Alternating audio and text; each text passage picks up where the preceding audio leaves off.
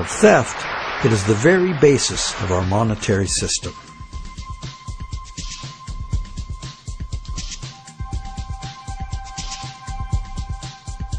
How did one form of creating money out of thin air become a crime and the other become standard business practice and the source of almost all our money?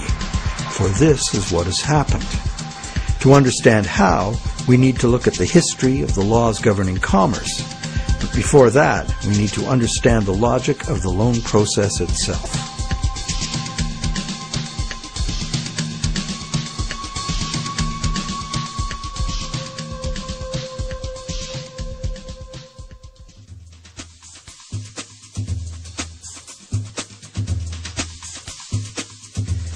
The borrower wants to purchase an item, but doesn't have the funds to do so at the present time.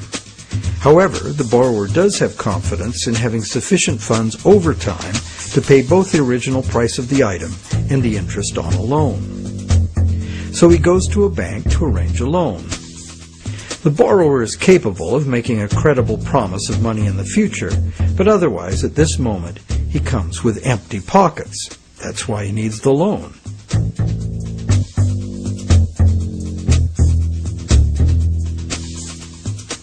We're probably all familiar with what happens next. The bank gets the borrower to sign an agreement in which the borrower promises to pay the bank the amount of the loan plus interest, or, in default, surrender to the bank the object that is to be purchased with the loan. This is done countless times every day all over the world. But there's a problem.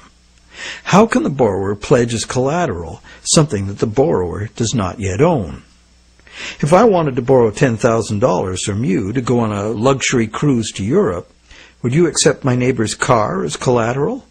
Of course not, because you know very well that I have no legal right to give you my neighbor's car, no matter how much I owe you. But if instead I promise to buy my neighbor's car with the $10,000 you lend me, the situation is different. You might agree to lend me the $10,000, believing I will buy the car, and will pledge it as collateral for the loan once I obtain legal title to it. However, until the transaction is completed, your $10,000 loan cannot be secured by title to the car. This sequence of events problem could be very simply avoided. You could buy the car and then sell it to me. The bank could do it this way too. If the borrower commits to the bank to buy the item, why doesn't the bank just buy it with its own money and then sell it to the borrower on time payments at interest? Well, the answer to that question is also very simple. It's because the bank, like the borrower, has come to the transaction with empty pockets. The bank fulfills its part of the so-called loan transaction by creating an account for the borrower. The truth is, the so-called borrower has funded his own account by fraudulently pledging a car he does not yet own as collateral. And the bank, the so-called lender, hasn't put up any existing money at all. And, if all goes well, it never will.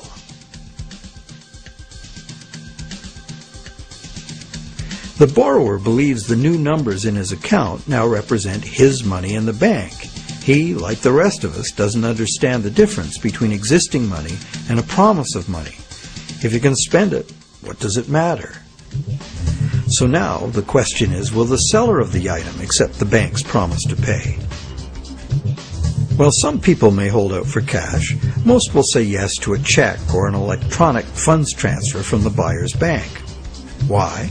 Because the seller knows from experience that she can deposit the check at her bank and it will increase her account accordingly. So what happens next?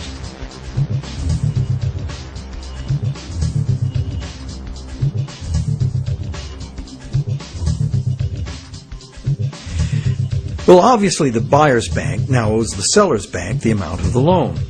So you might be thinking, isn't this where the money comes out of deposits?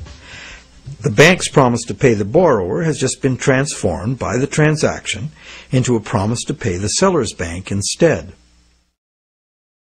So now the buyer's bank has to transfer some of its existing money to the seller's bank, correct? Yes, but probably only a small proportion.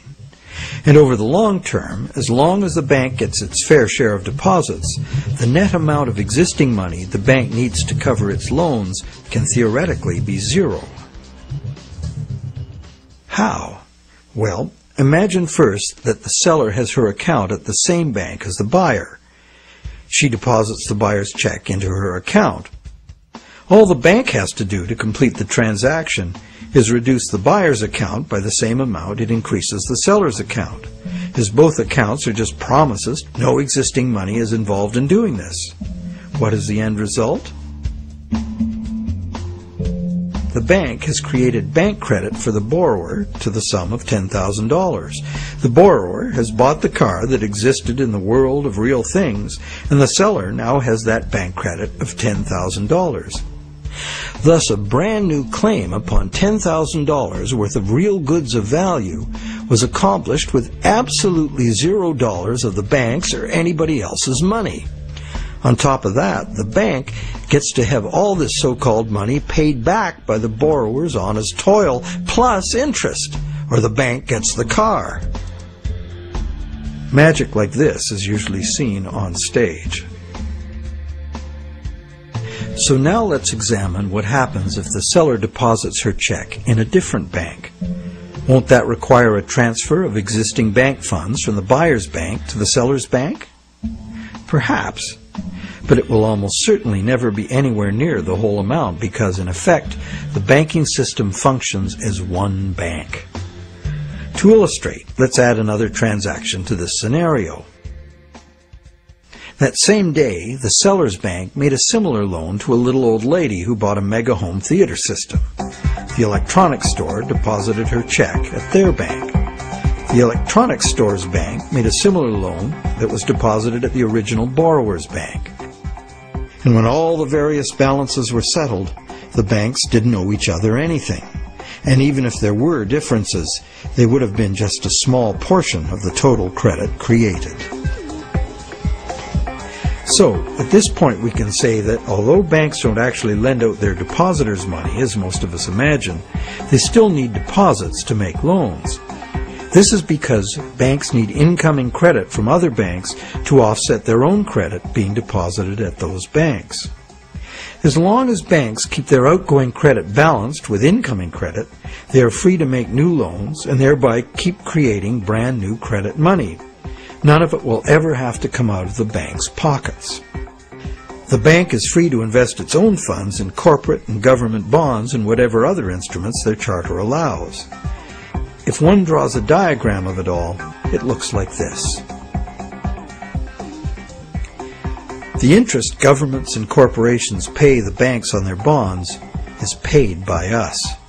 We pay it as a portion of our taxes, and we pay it in the price of all the goods and services that we buy. And there is another thing passed on to us as well, and that's the risk that the bank will go broke and not be able to honor its promises to pay.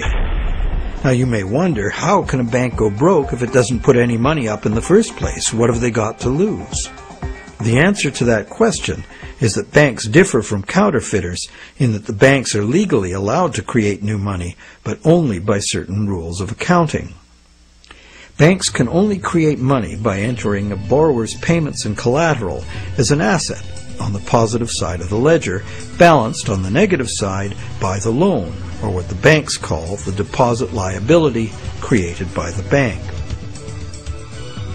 When the borrower defaults on the payments, the asset pledged as collateral is seized by the bank and sold.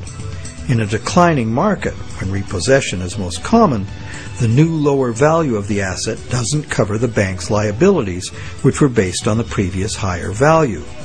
This shows up as a loss on the bank's books. When foreclosures are rampant, as in a collapsing real estate market, much of the value of the bank's collateral simply evaporates as home prices drop, exposing the bank to huge losses.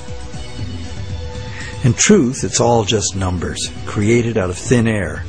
But banks must adhere to the dictates of these numbers, and the consequences of bank arithmetic gone wrong can include economic standstill, social disintegration, total financial